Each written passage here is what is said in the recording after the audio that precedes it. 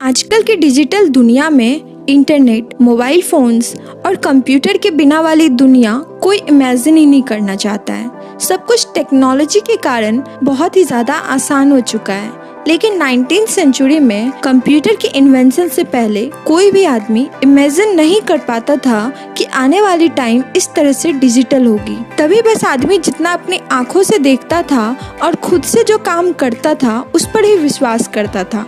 उन्होंने कभी सोचा भी नहीं था कि कोई मशीन ह्यूमन के इंस्ट्रक्शन पर काम कर सकती है। और आजकल की टेक्नोलॉजी का अगर सबसे ज़्यादा किसी को श्रेय जाता है तो वे चार्ल्स बेबेज हैं, जिन्हें फादर ऑफ कंप्यूटर भी कहा जाता है। चार्ल्स बेबेज एक mathematician, philosopher, inventor and mechanical engineer थे। इन्होंने अपने बुद्धिमत्ता का प्रयोग करके डिजिटल प्रोग्रामेबल कंप्यूटर की रचना करके इतिहास रच दिया था। इन्हीं की वजह से आज हम डिजिटल वर्ल्ड देख पा रहे हैं। तो आज के चार्ल्स बेबेज का जन्म 26 दिसंबर 1791 को लंदन, इंग्लैंड में हुआ था। उनके पिता का नाम बेंजामिन बेबेज और माँ का नाम बेट्सी प्लमले टिप था, जिनका दूसरा नाम एलिजाबेथ भी था। उनके पिता लंदन में एक बैंकर थे।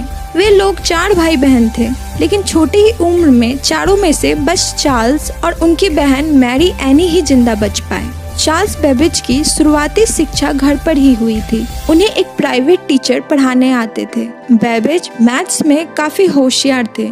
उनको 30 बच्चों वाली हॉर्नवुड एकेडमी में दाखिला करा दिया गया था।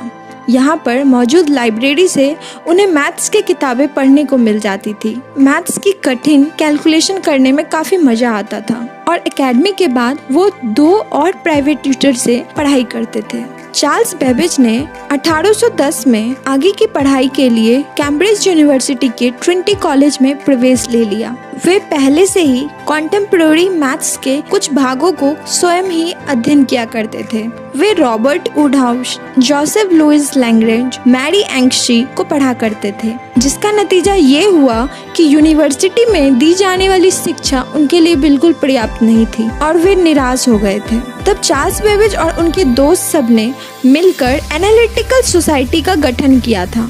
1812 में चार्ल्स बेबेज को पीटर हाउस, कैम्ब्रिज में ट्रांसफर कर दिया गया, जहाँ पर कि चार्ल्स सबसे टॉप मैथमेटिशियन थे। और 1814 में यहीं से बिना एग्जाम दिए उन्हें डिग्री भी मिल गई थी।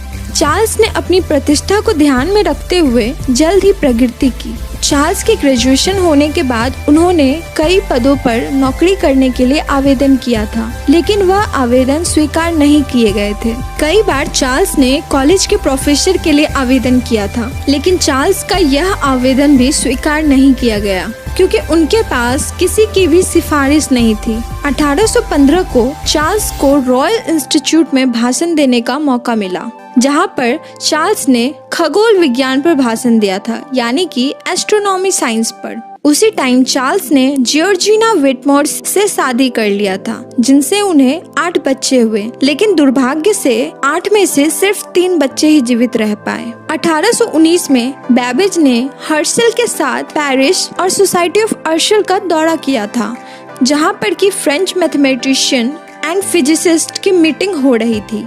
उस समय बेबेज ने यूनिवर्सिटी ऑफ एडिनबर्ग में प्रोफेसर के लिए आवेदन किया था, वो भी पेरी शिमन लैप्लेस के रिकमेंडेशन से। लेकिन फिर भी ये पोस्ट विलियम वैलम को दे दिया गया, चार्ल्स को नहीं। इसके बाद 1825 में चार्ल्स ने हर्शल के साथ इलेक्ट्रोडायनेमिक्स ऑफ एग्रोज रोटेशन पर काम किया था, लेकिन उनका इस थ्योरी पर एक्सप्लेनेशन मीडियम था, जिसको कि बाद में माइकल फैराडे ने अच्छे से एक्सप्लेन किया था। ये फेनोमेना अब ईडी करंट की थ्योरी का पार्ट है। और बेबेज एंड हर्शल ने एक और इलेक्ट्रोमैग्नेटिक थ्योरी पर काम किया था, जो कि एम्पेयर फोर्स लॉ के बहुत ही करीब था।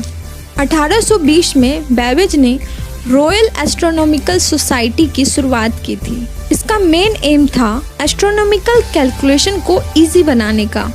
और 1824 में उन्होंने मैथमेटिकल एंड एस्ट्रोनॉमिकल टेबल्स को कैलकुलेट करने के लिए एक इंजन बनाया था, जिसका नाम उन्होंने डिफरेंस इंजन रखा था। और इसी इन्वेंशन के लिए उन्हें गोल्ड मेडल भी मिला था। इस इन्वेंशन के बाद चार्ल्स नहीं रुके और इससे भी कॉम्प्लेक्स मशीन को बनाने पर काम करने लगे, जिसका नाम एनालिटिकल इंजन रखा गया। ये मशीन कैलकुलेटिंग करने में बहुत ही ज़्यादा काम आई, जिससे समय और मेहनत दोनों की बचत होती थी। ये मशीन बहुत ही बड़ी थी और इस मशीन को बनाने में बहुत ही ज़्यादा खर्चा आया था, जिसके लिए चार्ल्स बेबेज को मशीन बनाने के लिए ब्रिटिश गवर्नमेंट ने पैसे दिए थे। यह मशीन वजन में बहुत ही भारी था। इस मशीन का साइज एक घर के बराबर था। इस मशीन का इंजन भाप से चलता था।